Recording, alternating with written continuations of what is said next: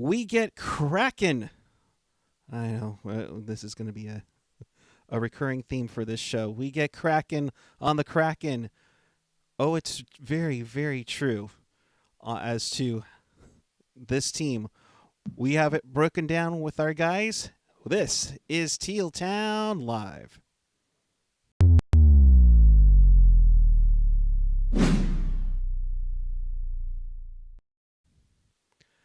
Good evening, everyone. It is July 21st, 2021. We have 32 rostered NHL squads for the first time ever. The Seattle Kraken have selected their players. We're going to break it down for you and see what they're doing. But first, we welcome all of you to Teal Town Live. This is a live interactive post-expansion draft show. We welcome Sharks fans, Kraken fans, and all hockey fans around the world. And if you want to be part of the show, chat with us and fellow hockey fans on this YouTube page or your YouTube app. Follow us on the social, Twitter, Instagram, Facebook, YouTube, SoundCloud, Reddit, and of course our favorite Discord after the show. But of course, find everything at tealtownusa.com. Hi everyone, Puck Guy here alongside Kevin Lacey.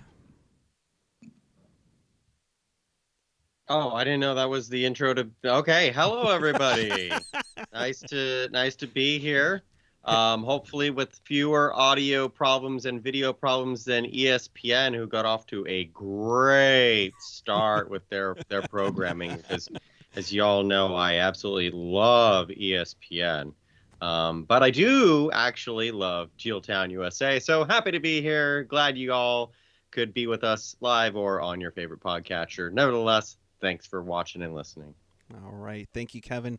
And of course, joining me as well, along with Kevin, Mr. Ian Reed. That was anticlimactic as fuck. I know. We can't even have Kevin say that we have a trade to announce. Like, I feel bad. Like, with ESPN, like, obviously they had a rough first outing, I think would be putting it gently. But man, like, I feel bad for them because, like, there was just nothing happened tonight that we didn't know 4 hours ago. That's the tough part. And granted, Frank Saravelli did a heck of a job finding everything out beforehand. I'm sure the league is thrilled that, he got, 29 of the 30, before Dune Pacific. Oh, man. But let's break it down, guys. So, of course, the Kraken would select a player from each team except Vegas. I just, to me, and I'll ask you, Ian, first, is there pressure on Seattle to knock it out of the park like Vegas? I don't think so.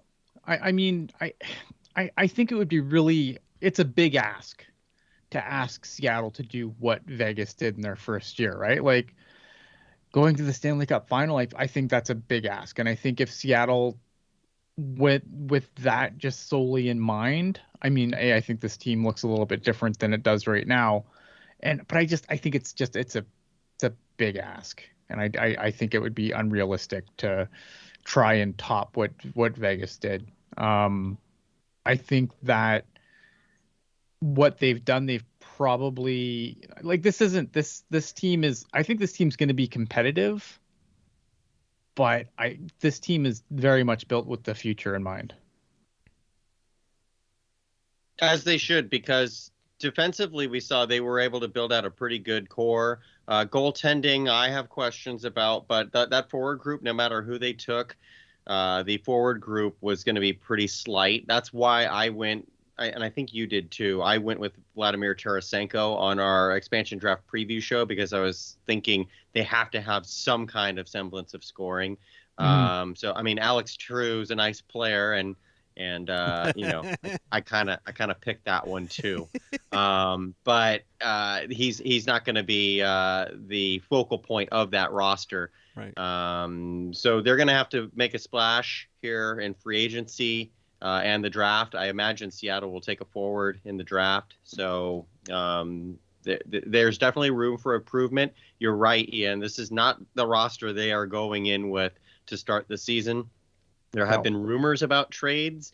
We haven't seen any yet. We might see a couple tomorrow. Who knows? But overall, I think Seattle should be happy with Ron Francis's job selecting players, because 4 or 5 years ago, whenever the Vegas draft was, we were saying, how can you leave X, Y, and Z on the board? And they went to the Cup Finals. So let's be cautious on our scrutiny of these picks. Well, that's what I said, because I remember going back to the Vegas. Sorry, Puck, I didn't mean to cut you off, but you're good. Going back to like the Vegas draft, and I remember we did like a ton of shows around that time. Yeah. And I remember when the Vegas team was first announced, I'm like, yeah, that might be a playoff team. Yeah. Right. Make a final. Right. So I mean, I don't want to make hasty judgments here.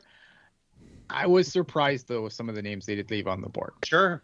Yeah. I am too. I thought, I know that there is probably some struggle between ownership and Ron Francis to stay on the course of what he was planning to do.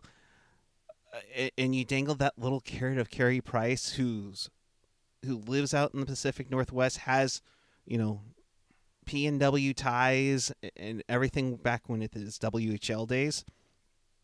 So there's a lot of things out there, and like I said, there's going to be those dangles where well, this is what Vegas did, this is what Vegas did. But was it they went a different direction compared to Vegas, or were the GMs smarter this time? They were definitely smarter. They had to be smarter. I think Vegas really won their expansion draft by lieu of trades and fear more than the selections that they made. Seattle was allegedly asking for just a wealth of riches for expansion considerations by trade. So teams were reluctant to do that. They had a little bit more knowledge behind them. And in the case of most of them, they decided, you know what, especially like a team like Carolina, who was going to lose either Morgan Geekie or Jake Bean. I was asked on Twitter earlier today, like, do you think a side deal was made that kept Jake Bean in Carolina? And to my knowledge, I would just say no, because Carolina knew they were going to lose a really good prospect no matter what. So why would you add on more losses to that than what you're already losing? So I think a lot of teams took that approach. Minnesota, not necessarily one of them, but we've already gone down that hole before. But yeah, I think that the prices and the knowledge really drove down the trade market as far as Seattle was concerned off the gate.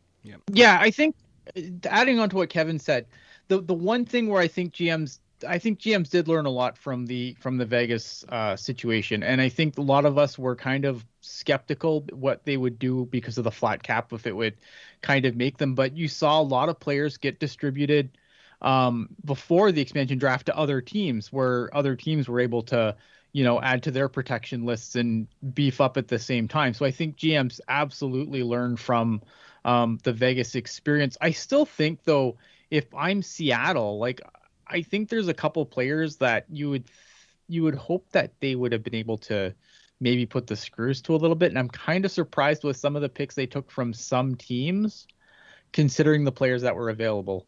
I know some teams obviously were willing to lose players, but Carey Price, we can go back to that, and we'll probably go back to that a couple of times. But Carey Price is a guy where I'd probably have put the screws a little bit to Montreal, because I don't think Montreal wanted to lose Carey Price per se, but they didn't want to lose Jake Allen either. So they kind of dared Seattle to call their bluff, and I would have extracted something out of Montreal to call their bluff, because I don't understand, right? Like, it's just, I understand why you wouldn't want the Carey Price contract, but I would have, probably extracted something from Montreal. I'm with you. I would have milked that all the way. I mean, just let the Montreal media drive it themselves, you know? Mhm. And, Oh, and, big and, time. and I feel like that was already happening with Montreal's whole, Zutalor, it turns out that Carey Price is injured. Like, Yes. sure he is, Injured. pal. So I mean, I definitely would have extracted something out of Montreal because make them call your bluff, because I Right. think it was Chris Johnston said that Seattle essentially already had contract terms negotiated and completed with Chris Driedger before they even found out Carey Price, which to me that's like, I guess. But there's a way to do But the due diligence too. I mean, you have to look into it at the very least. But oh yeah, Well, I mean, yeah. and the reason they didn't want to lose Jake Allen was because of the fact that obviously they've got a little bit of a cap situation there, and they didn't want to lose Jake Allen because they wanted Carey Price to not have to start. Like, they want to really reduce Carey Price's starts during the regular season. So the whole reason they threw him out there to protect Jake Allen, which blows my mind. You would protect Jake Allen, but I mean, he is, he's a serviceable goalie, I guess. I don't know. I mean, but yeah, I think that kind of surprised me. Like, I'm not surprised that they didn't grab, all the money, because they don't have to. When they proved it, like, there's some money guys on this team, but nothing super outrageous. right. And they still have like 30 million in cap space to spend. So And I know that was widely reported even before the expansion draft lists came out, which was that Ron Francis was hoping to spend as little as possible during the expansion draft, so that he could go out and maximize returns in the trade market and the free agent market. So I do think that there's a lot more moves to be made by Seattle here in the coming weeks. That was why I tried to, in the expansion draft predictions that we made, I tried to keep my cap low because I knew Francis was going that route. So yeah, I am very curious to see it. I still think, I know we saw no trades today, but I still think we could see a couple here in the next day or so, especially with the draft coming up. Oh yeah. with the draft coming up and the freeze being over, I think we're gonna definitely see some movement. And again, like, they've got a ton of defensemen that they kind of did the same thing as Vegas in that respect, where they kind of loaded up on D-men and they'll be able to flip them easy. Right. We'll go over to the list here because you got 1, 2, 3, 4, 5, 6, 7, 8, 9, 10, 11, 12 defensemen on hand. And I mean, you have the likes of the Fleury brothers, which, there's that. Vince Dunn from St. Louis. We remember him a couple of years ago during the playoffs. Jamie Alexiak, along with Adam Larson, the two defensemen that just fully on signed with the Kraken, and according to Cap Friendly, they both have deals over $4 million per for their cap hit.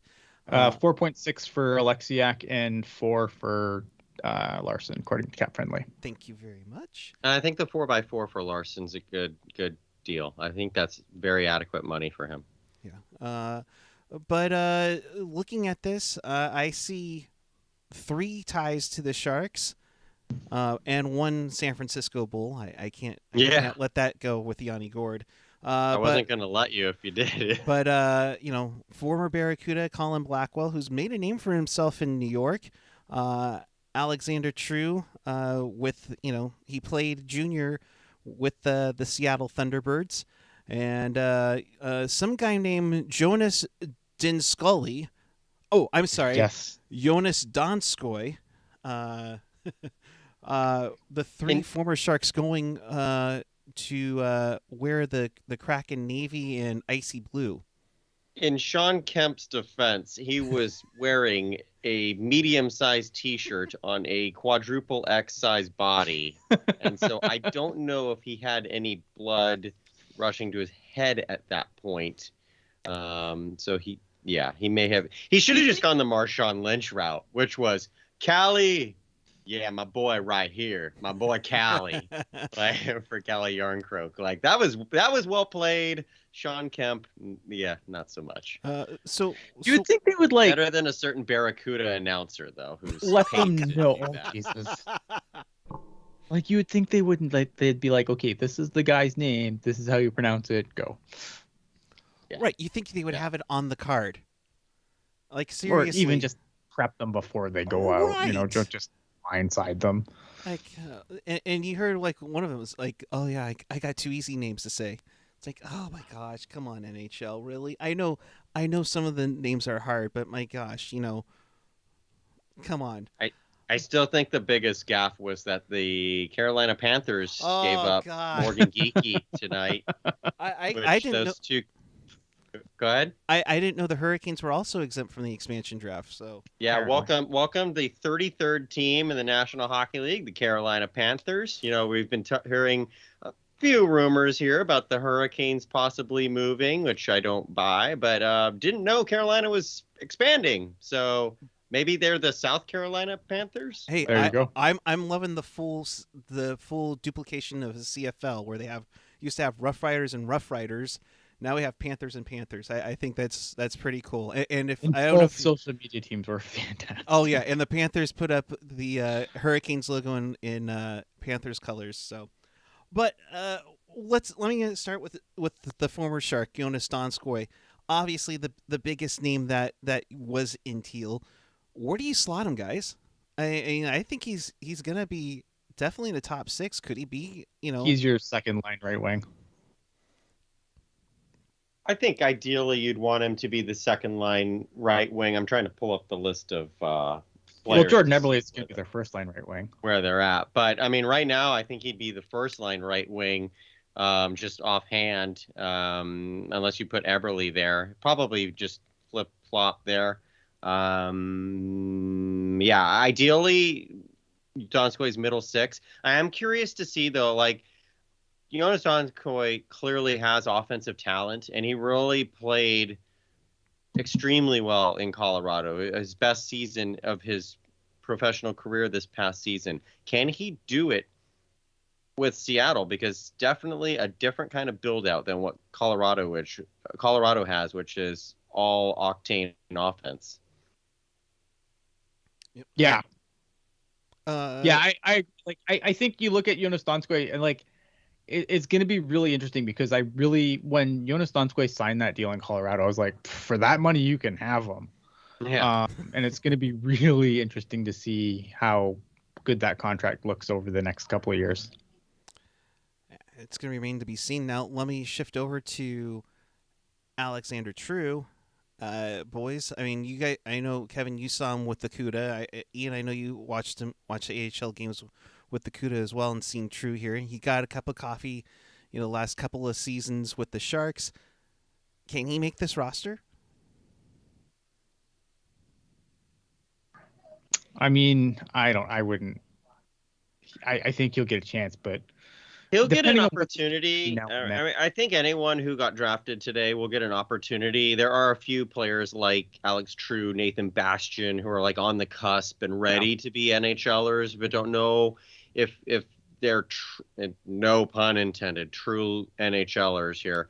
But the thing with Alex True, the reason why I thought he was the clear, to me, obvious pick to take from the Sharks is you got a lot of Dylan Gambrell types out from other teams that you could draft. Mm-hmm. And they got a guy like Mason Appleton, and I would even say Colin Blackwell's a better forward than Dylan Gambrell, if that's just my opinion. So go with something a little bit off the board. Go with a guy like Alex True, who's on the cusp. He's 6'5". He's still young. He still has time. Like if you're trying to build out your team, not just this season, but seasons down the road. So maybe Alex True gets one more year in the AHL. He's not waiver exempt, but he's not the type of player that another team's going to go, oh, I have to have Alex True on waivers. Pluck him today. Like he's probably going to clear and go down to Charlotte in the AHL if that's the route that the Kraken go with him.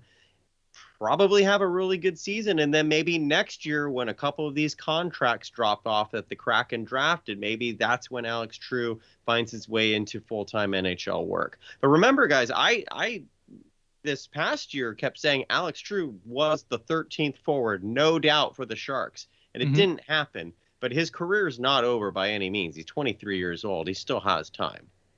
And I look at this team too, and I think that's the one place, like, I think right now, if you look at this Seattle team, the one place they're really weak is down the middle, in my opinion. Mm-hmm. Because I don't really like. Is Kelly Yarncroc your number one center right now? Or are they waiting for Gabriel Landeskog so they don't lose Well, him? see, right, and then I mean, there is cap space to spend, right? But if you look at this team right now, like I'm looking at their centers, like Yanni Gourde is not your number one center. Like I love Yanni Gourde, but he's not your number one center. Is Kelly Yarncroc? Hockey jerk will tell you it's McCann, but I don't think it's Jared McCann McCann's either. not a number one center. Yeah. Not in the NHL. No. Right. So I mean, I think that's the one place where I look kind of.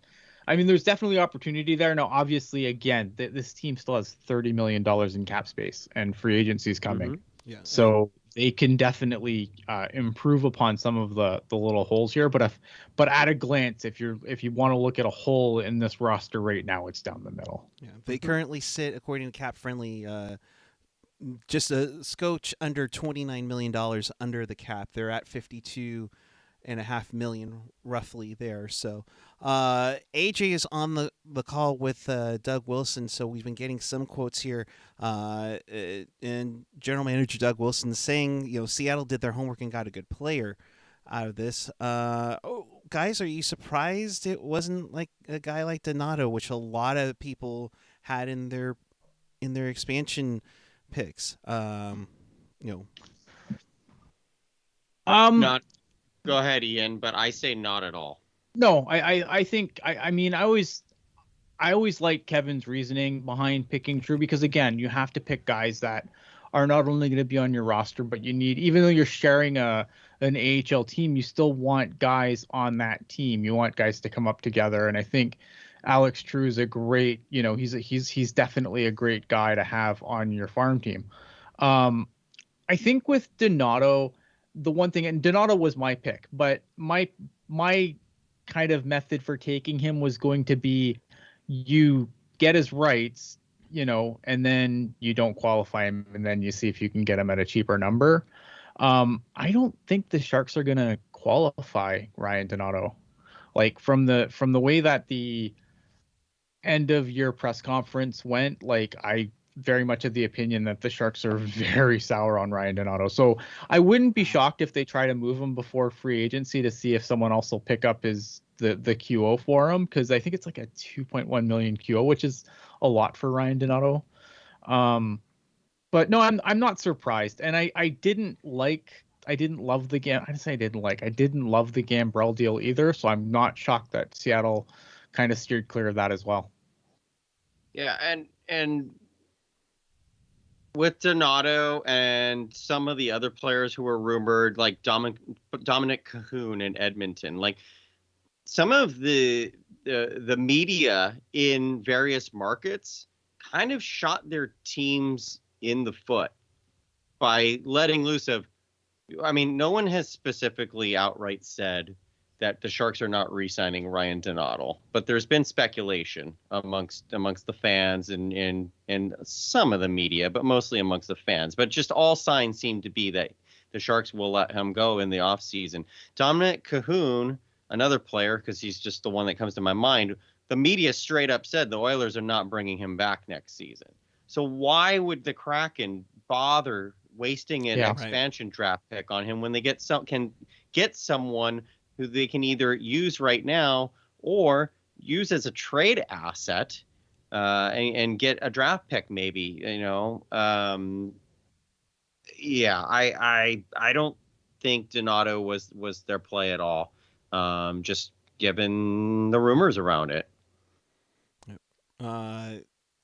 Doug Wilson Jr. and Tim Burke essentially are saying, I think Seattle will be good. I don't think they're done yet. They've built their D similar to Carolina. Of course, the tie-in with Ron Francis, former Hurricanes general manager.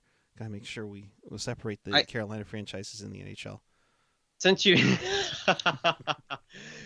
talked about the D-core, though, there are a lot of I actually thought they went a little too established with their D-core. Like, there are a lot of established defensemen on that roster now. So it doesn't really open up an opportunity for the younger players, at least presently, the younger players they drafted, like a Cale Fleury or Hayden Fleury's a little bit older, but he'd be in that conversation as well. So Seattle definitely has some movement on that back end. I worry from their perspective. I worry like Cholowski. That's another one that, where's he really going to slot in? Maybe he's like an Alex Trude kind of thing where they send him to Charlotte for one additional year and see where it goes. I do worry that because Vegas drafted a lot of defensemen too. And then they reached a point where they had no more leverage because teams were like, we'll just go another route. And then so Vegas started selling their defensemen, I'm sure, at not the prices they were expecting. I think they thought they would kind of hold that D market hostage with some of the picks they took. I wonder if Seattle is doing the same thing to themselves right here, because they're probably going to be moving 6 of those players off. Maybe we'll say 4 to 6. 4 to 6 of those guys will not be on Seattle on opening night. Will teams kind of get worn down and just say, you know what, Seattle, we remember the asking price when we wanted to do expansion considerations. We'll pass unless you want a 7th round pick for Cholowski or something like that. That's when Seattle loses their leverage. So I'm curious to see how that market plays. I will say this, though, based on the goaltending that they got, it's probably better that they have some established guys on the back end to fill out that back end, because I think like Chris Driedger had a really good season last year, but I'm still like, how many games has Chris Driedger even played? Right. To me, I don't know. Yeah, to me, Chris Driedger. Remember how great Aaron Dell was until he wasn't. Like he has the same kind of like Chris rise Driedger's up played from the ECHL. What's that? He's played 38 NHL games. Right. So I think with this in a situation like that, I think I kind of like the way they went their blue line based on the goaltending they picked, because they're definitely, that's a gamble, right? I mean, I think that it's really. You don't really know what you have in a goalie until about 200 games. And then by then the book's out, and then it's sink or swim. So, we'll see what happens with Chris Driedger. I like Chris Driedger a lot. But it's that they went they took a big gamble here. Positionally across the board. I do like Vanacek. I actually think Vanacek's the one guy who might stand out amongst the 3 goalies they took. But they are taking a gamble with Driedger for sure, because I do think that he might end up on the waiver wire by the end of the season. I'm not saying that he's a bad goalie. I'm just saying if things work out the way most expansion teams do, then we might be looking back on this in a few years and going, boy, they did not take Kaapo Kakkonen. They did not take Carey Price. They didn't. They didn't take Yosef Kozhinash. How dare they? They didn't, but they got Joey Decord, and I think that's fine. But yeah, I think they could have hit a potential home run with their goaltending, and they didn't. But this is another one where I said the same thing about Vegas. How can Vegas pass up on Antti Ranta? And we know it worked out just fine. Yeah. Granted, they used right. And that's it, Rick. I'm not saying Chris Driedger is a bad goalie. I'm just saying there's just not enough games for me to really say what he is. Yeah, I'm not going to say he's he's like the next big thing. He could be. I would be a hypocrite after the Aiden Hill rants that I did earlier this week. I'd be a hypocrite to be like, how dare they go for Chris Driedger? You know, right? So. Well, it's a sign of young goaltending. They want to go with a young netminder. I think Vanacek is probably one of the goaltenders like you were steady last year. You looked really solid with the Capitals. Yep. If Driedger isn't the guy, and honestly, I think Driedger is pretty much known as the guy in my mind when looking at this roster, that they are pushing their chips on the Driedger to be their goaltender, but Vanacek is 1B just in case. So right, we will see. Doug Wilson making a comment that I'm not sure there were any side deals. There might have been some things we'll see in the coming days. But Ian, you and I kind of touched on this before we went on the air. is that there were no deals, or at least there weren't anything announced, which kind of, I think, surprised all of us. Yeah, I don't know. I mean, again, I think that they missed some opportunities to extract some capital to not take a guy, to see if they could get other teams to call their bluff. And maybe other teams did call their bluff. We won't know. But I think that's the one thing that Vegas did really well. That's how Vegas had a Nick Suzuki and an Eric Brandstrom and a Cody Glass, right? One of those picks was theirs, but Right. two of them, they extracted capital from other teams to, and that's how they've kind of built their team. And I think from that perspective, I think they definitely missed an opportunity. Now, again, I'm not in the room. I don't know what deals were offered and weren't offered, but I think that Seattle coming out without more draft picks, I think that I think that'll, I mean, will it haunt them down the road? I don't know, but I think it's a missed opportunity for sure. Sorry, I was putting a user on timeout in the chat. Thank you all for communicating with us in the chat. And Kraken fans, you are welcome to as well. Yep, we'd love absolutely. having you here. If you're gonna actually talk about the Kraken and not flood the chat with jokes, Yes. funny jokes, but still a little much, guys. I would have said they should have grabbed Connie Moreau instead of Kari Conway, if that's the matter. Oh yeah. Not like that, Kevin. Oh. But anything else out of the roster that kind of surprised you? I mean, we think we expected Mark Giordano there. You guys talked about the veteran core. I mean, if they're one of the questions that we got on Teal Tinted Glasses on Sunday was about leadership and everything. And when that question was posed, I hadn't considered that too much. But Mark Giordano, if he's not traded, I think will be the first captain of the Kraken. And I think that do you think they'd parade him out there to trade him like in the next day? No, like, I don't. I know those were the rumors, but exactly. I think that squashed the rumors right there. I think he's going to be out there, and I think he has to be the captain unless they bring someone else. Unless they bring Alex Ovechkin in, that'll be their captain. And I think they went pretty solid with that because I think Eberle could be an A. A couple of the other defensemen they drafted could wear A's as well. So I do think that Francis, being a leader, being a former captain with two organizations himself, and obviously the GM, I think he is one I would trust to identify leadership qualities in players. So I think they did a good job from that front.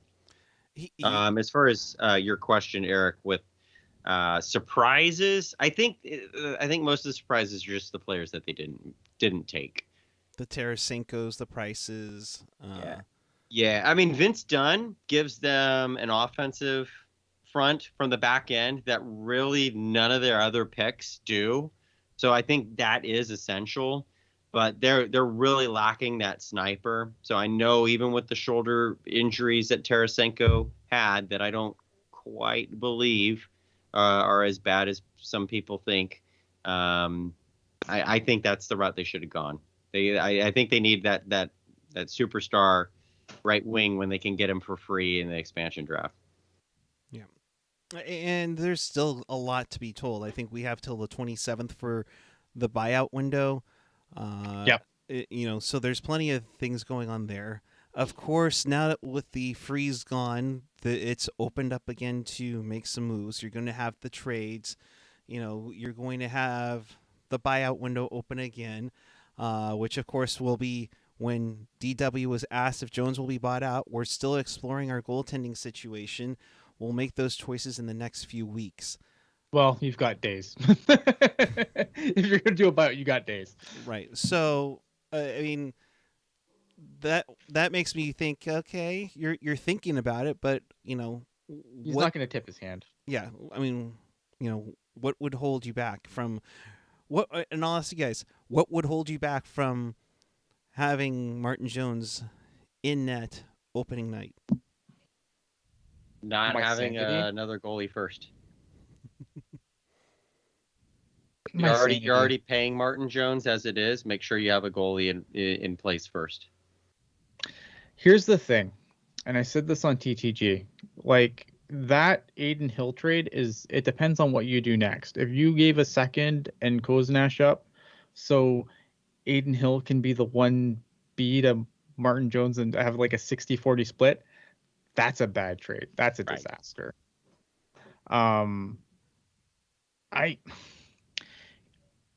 If this team is gonna tell us that we can't do X, Y, and Z because no one will come into the seats, I don't understand how you can keep Martin Jones and then be like, well, no, we're competitive. Like, I understand that the team's probably gonna suck next year, but if you can't come out and tell us the team's gonna suck, then you have to do things to actually make the team better. And Martin Jones is the worst goalie in the league at almost every statistic.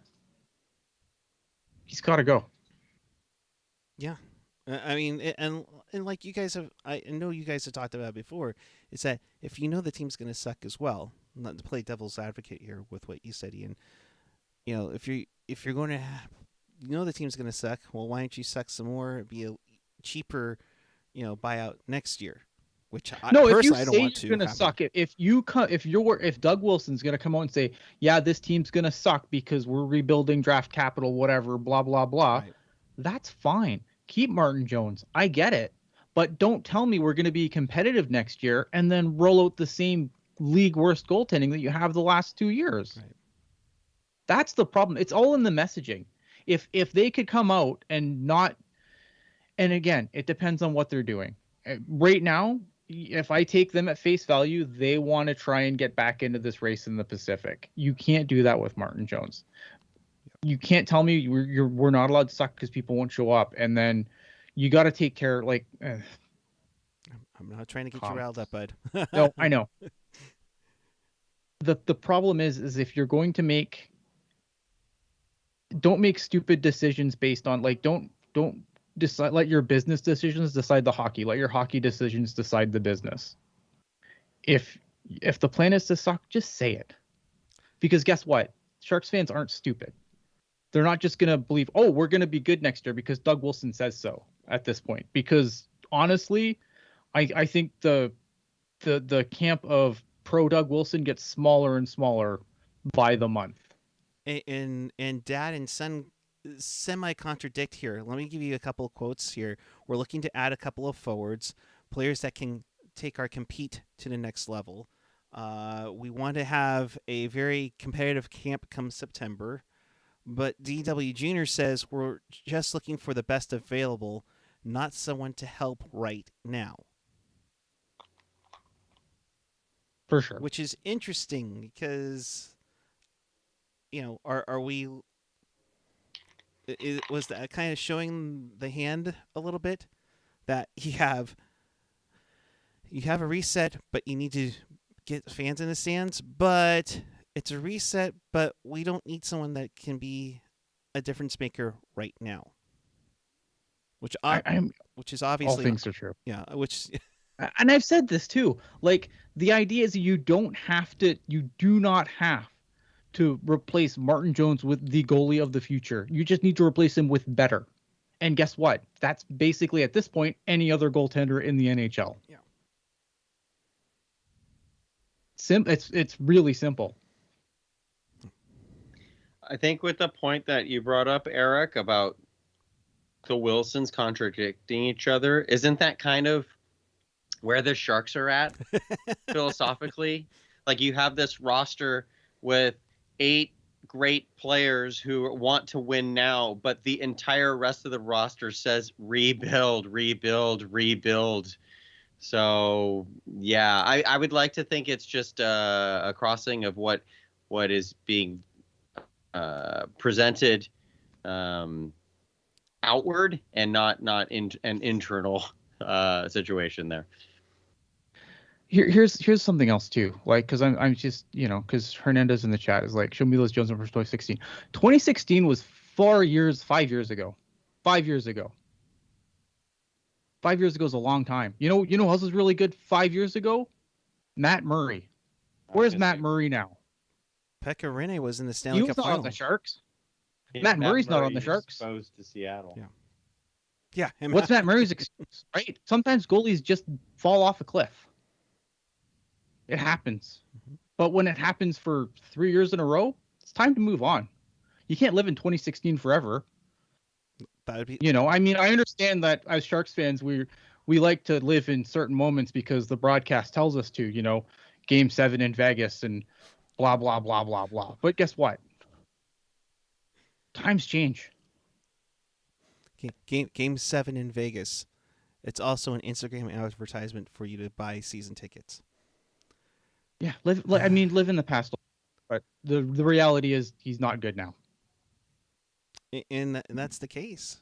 That's the case here, is that you can't leave with something, and go for it. It's like talking about how, and I know Al's going to pop in when I say this, it's like talking about how Niemi was great in 2013 because he was a Vezina nominee.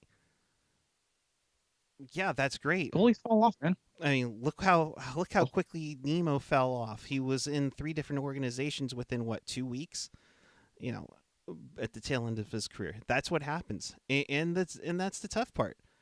So yeah, and maybe a change of scenery does Martin Jones good. All the power to him. Yep. So, so before we get out of here, let's get back to what's going to happen Friday. The Sharks have the number 7 pick in the draft. It kind of looks like they're going to go after the best player available. I know some people were talking about getting a goaltender, and the name is not ringing off the top of my head. Guys, help me out here. Yes, for Wallstedt. Thank you. Kind of. See, there you go. There's Al right there, really quick. It's amazing. All right. Sorry. Get back. So number 7 pick in the draft. Who? Let me get your prognostications here. Who do you think right now? It's hard because this draft is weird, and by weird I mean maybe not the greatest. Well, it's not. I mean, compared to some previous drafts, like it's no 2015. I think I can tell you what 1 and 2 are, and after that, I could throw a bunch of darts, and I might hit, I might not. So it's really hard to say because I don't know who's going to be on the board, right? And what Ian's also trying. I think what Ian's also trying to say is that this is a dangerous draft because there have been limited viewings for a lot of these top prospects. So you kind of know what you are getting, but usually most drafts, you know what you're getting, especially in the last 10 drafts, you know what you're getting out of a first round draft pick. This is dangerous territory, having a 7th overall pick and going, we think we've got a player. I mean, Jesper Wallstedt was originally, I think, a late first round pick. And over the course of the last 3 weeks, he's gone from being a mid first to a high first. Mm-hmm. So it's very volatile. Right. One more comment from Wilson. We're looking to add a couple of forwards that can play in a men's role. When sometimes last year we put kids in some roles that was probably a little bit much for them. Yeah, so basically he's not happy with what we have on the farm. Maybe the coach needs to develop on a few things as well. Well, the Barracuda lost Alex True and are losing Max Latunov to free agency, so there will be room for sure. Right. Yeah. Right. I think back to the draft though, because I think we never really answered the question. I mean, there's a few guys that I would really like if they're on the board. I'd really like the Sharks to look at. I think the top of my board is William Eklund. I think if by some miracle he can fall to 7, because I'm starting to have my doubts that he falls to 7 at this point. I think he's probably gone 4 or 5. But Eklund is a guy I really, really like. Another guy I like, I do like the goalie. I don't know if the Sharks, I go back and forth. A lot of the things I hear about Wallstedt, I really, really like. But at the same time, I still feel like, you don't have the number 1 picks like a team like Detroit makes a lot of sense for a guy like Wallstead, right? Because they've been picking in the first round for the past, I don't know, what, 4 or 5 years. Right. So they've kind of got that draft capital. But I do like what a lot of people have really kind of sold me on Wallstead. So I wouldn't hate that pick. But I go back and forth on it a lot. A guy that I really, really like is Brant Clark, who would normally have played up in the OHL. I want to say but he played overseas and he did really well playing overseas with men while the OHL wasn't playing this summer. Dylan Gunther's a guy I really like, but again, it's like, who, is he going to be on the board at 7? I don't know. So I mean, there's some guys that I really, really like, but it's so hard because, again, who's going to be on the board at 7? I don't think I'm going to be mad because there's a bunch of players in that group that I kind of like. So as long as the Sharks don't go like super off the board, I think I'll be happy, but we'll see. We shall. I'm pretty in line with Ian's thoughts. I would Eklund's my guy. Like Eklund's the guy that I want. I do think he's going to go 4-5. I think it could be Dylan Gunther. I think at this point it could be Jesper Wallstedt, although I don't. I think, again, Detroit might jump in there. Could be a guy like Kent Johnson, who I'm okay on. I still need to do a little bit of draft preparation here. I was planning on doing that here the rest of the evening, actually, since the draft is only a couple days away, to really fully assess player by player. But I know Alex Beltran on Twitter asked for my thoughts because I got Aiden Hill right.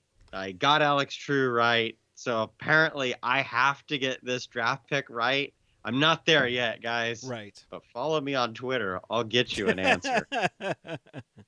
Yeah, and Alex brings up a good point. Like this draft year, like the Sharks are picking at 7, and a lot of times when you pick at 7, you're probably picking a guy that's going to play this year. I'm not sold that whoever they pick is going to play this year, which I don't think is a bad thing either. Because again, like, more seasoning never hurts anybody. I like the Kent Johnson. The thing with this draft is there's a lot of centers in it. I'm just not sold that any of them are centers at the NHL level. Right. All right. With that, bringing in AJ. AJ, are you with us? You got me? There we go. What's the haps? You just got off the press conference with the brain trust of the organization. Wow, use that term loosely. Look, I was hearing a couple of. I don't need to be on camera, so just go back to what you're doing. But you're fine. Shall we say? I'm trying to go back to what I heard in the media call versus what I heard you guys talking about earlier. Lacey, you were mentioning something about a goalie. Was it Wellstat? Yes. Why can I not? Is that Lacey now? Yes, that is. Yes. Okay. I got the feeling, just based on what was said on the call, that even if he was available at 7, I don't think that they're leaning that way. Yeah. Just based on the body language, and of course they keep things very close to the vest. Right. But the idea that I got was kind of, no, they're looking some other way. Well, I don't, in the 5, 6, 7 rounds, somewhere in there, like if they can mine gold as they did with the Pavelski, sure. But yeah, I don't think that's the way it's going to go. Which one of you, was it Eklund you were talking about, Lacey? Yeah. Yeah. We both did. Both of us. Yeah. Yeah. And so Wilson was asked about that. And then when it was mentioned that it was Lacey's pick, Wilson said, "Oh, hell no, we're not doing that." Well, he got my other 2, so I thought maybe he's just following my Twitter or something here. You got enough stick taps today. Leave it alone. Yeah, no, I think they're going to go with a forward. Like right now, my hunch is telling me Gunther, but I still need to do a little bit more planning on that. So, Gotcha. Well, it did seem very much. Dougie Jr. seemed very emphatic. Like, look, I get that we went forward crazy last season. That doesn't mean we're going to go defense and goalie crazy this season. It's a case of quality over quantity, best available on our board. He mentioned last year that, look, we have guys that we project them to be a 7th round pick. We're not going to, it'd be a 7th round guy. We're not going to take a defenseman that we've got pegged as a 7th and go for him at 5 just because, we need a defenseman. No, we're going to get the best one available, not necessarily the guy who's going to help us tomorrow. If that happens, great. But it seems like they are focused on restocking, retooling, resetting, just not rebuilding. Everything but rebuilding. Yeah. It's Right, like, exactly. evidently they've done market research, and the rebuild word means that ticket sales go down 15%, I guess. I don't know. Yeah. Soda sucking. Hey, now. That's very, very true. AJ will be with me tomorrow as we break down the schedule, which is one of my favorite shows in the off season. But so looking forward to that as we plan our wishful thinking road trips in the next 9 months. Well, funny you should bring that up. I asked Doug Wilson about that he's obviously seen the schedule.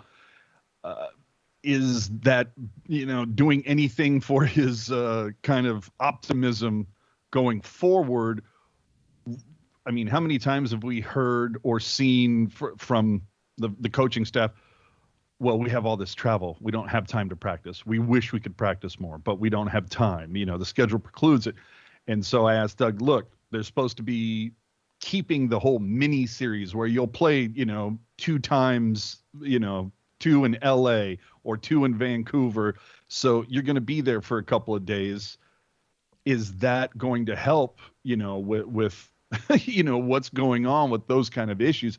And he's like, look, obviously I can't say anything about the schedule until it comes out tomorrow. However, I will tell you that, look, the players were thrown a wrench because of last season, starting, having to do everything in Arizona, then 12 of 14 on the road to open the season, like just no normalcy, no time to practice. He said he's looking forward to this season. You're going to have those miniseries in there, so it will offer more time to practice. But he seems to think that it's all about just kind of normalcy, just getting back to what we're all used to. And he thinks that's going to be quite beneficial to the players. He said that he was in the gym today, saw LeBanc, saw Carlson. Who was the other player? Ferraro and Ozzy. Oh, nice. Yeah. So they're all in San Jose. They're all doing their thing. And I think, look, everybody knows I love to rip on EK, but it should be noted, like, hey, EK65 in the gym. It's July. That's noteworthy because Chief has a history of playing himself into game shape. So if he comes in right to go day one, that's a huge positive. Wilson also mentioned that by the start of the season, everybody should be good to go. He said, Simic might be a little like, he really didn't comment on him, but he said he expects Simic and Nieto to be good to go at the start of the season. Now, I also want to mention, we heard that Simic was going to be good to go at the start of last season, and that did not happen. Yeah, and that's concerning if there's going to be, could be, and maybe, and we're in July. That's the tough part. So we have a super chat donation from Rob Iman. Of course, super chat donations, you could do that on there. Of course, we prefer Venmo at Teal Town, USA. Rob Iman, I pity that DW fool.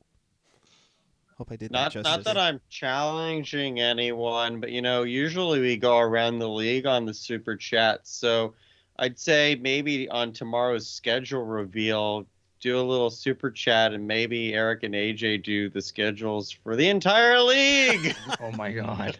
Dude, I ain't doing this 2-hour crap like you guys, man. Fair. I just want to note really quickly, Kevin Kerr's now tweeting out just what we were talking about. Misdirection is possible, but Tim Burke is a pretty straight shooter, and it doesn't sound like the Sharks will be taking a goalie in the first round. Okay. There you go. The other thing that I found kind of interesting is a month ago, 2 months ago, whenever it was, Doug Wilson was quoted as saying, look, we have 8 picks in this draft. It may go up to 10. I But believe that. But when asked, if he's considering the idea of perhaps say, hey, I'll move my 7th for or the 7th round pick, or not the 7th round, but you know what I mean, the 7th pick in the first round. Yeah, 7th overall. Would you be, if someone was to come along and say, hey, we've who is it that has like 3 picks in the first round? Is it Columbus or something? Columbus. And Montreal has a plethora of picks in like the first 2-3 rounds, right, guys? Well, say one of those teams that has multiple picks in the first round, if they also have their second, who's to say that they don't come along and say, hey, Dougie, kind of liking that 7th overall you got. What if we were to give you our, last first round pick in this draft and our second round? Would you be interested? So remains to be seen. It's just weird that he said, could be 10, but the feeling that I got is he's staying with the 7. Maybe, he trades a 4th to get 2 6ths or a 6 and a 7. I don't know. But the idea that I got was we're going to see what the 7 brings. Now, let me also say this, and I'm sure Kevin and Ian would probably say the same thing if I don't say it right now, is that let's see who's available at 7. If the guy that they're hot to trot for is there, then yeah, we're keeping our 7. But say the guy that they're laser focused in, they're taken, by in the 5th overall, 6th overall, then maybe they're like, okay, now we're open to now taking all comers. The phone lines are open. Possible. I mean, I don't put anything past this team, but I feel like their guy's going to be there because their guy's probably like 15 on everyone else's board. All right. With that, we will wrap things up. In case you missed anything, or you want to watch us again, check us out on tealtownusa.com or your favorite podcast. I'm sorry. That's what the Discord's for. Spoiler alert. I know. I'm kidding. Apple Podcasts, Google Podcasts. Of course, hit that subscribe button to YouTube. It does help us out big time. SoundCloud, Spotify, TuneIn, iHeartRadio, you name it, you love it, or practically everywhere. So check us out there. Final thoughts and where the people can find you. AJ, since you're the last one in, I'll say you get to be the first one to go out. Just looking forward to the schedule coming out tomorrow. I want to see how these mini series shake out. I'd also like to wonder, why is it that the Sharks are always like the last team to announce their preseason schedule? Like, what the F, man? Seriously. Just can we not have a concerted effort for them all to be released at the same time? But anyway, yeah, looking forward. Alrighty, we'll see you. I believe we're gonna have it on at 4:00 Pacific time. So hit that subscribe button on the YouTube channel there. Kevin, thanks, buddy, as always. I'm not ready for final thoughts yet. I'm trying to give you guys breaking news. Go right ahead. Oh, whip it out. Chris Johnston on Twitter said that he doesn't think there's really much at all going on with the outside trades for the Seattle Kraken. However, Gord Miller, about 20 minutes later, tweeted saying that there are several trades that will be announced at 10 a.m. tomorrow revolving around the expansion draft. Darren Dreger, Pierre LeBrun seconded what Gord Miller said. And then Darren Dreger reported just a couple of minutes ago that Taylor Hall will sign a 4-year deal for around $6 million per with the Boston Bruins. There we go. Well, and Doug Wilson on the call did say that he expected to hear more things happening between now and 10 a.m. with the Kraken. Yeah. Interesting stuff. Yeah.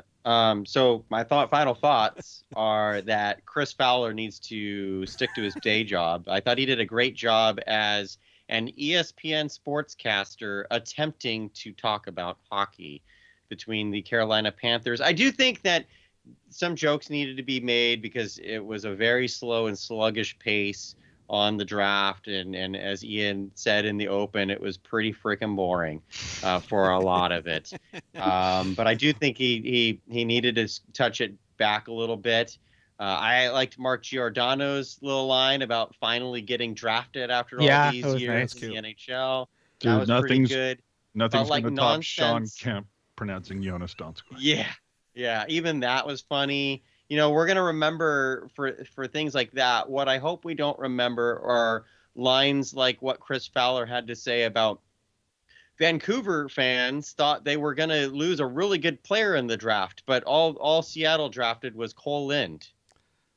Said that on the microphone right after Cole Lind got drafted.